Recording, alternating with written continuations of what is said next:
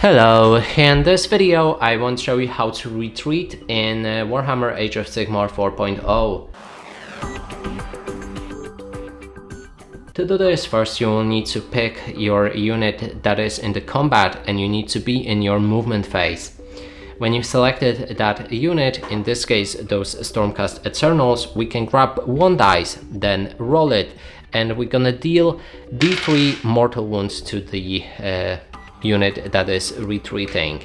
And in this case I rolled 5, that is 3 mortal wounds going to the Stormcast Eternals, and that's D3. So if you roll 1 and 2, that's 1.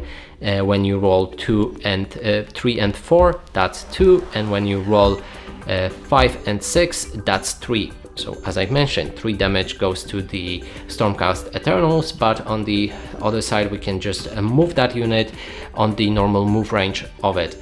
And that is how you retreat. And that's it for this video. Hope you like it. Please consider subscribing to our channel, leave a like and a comment below.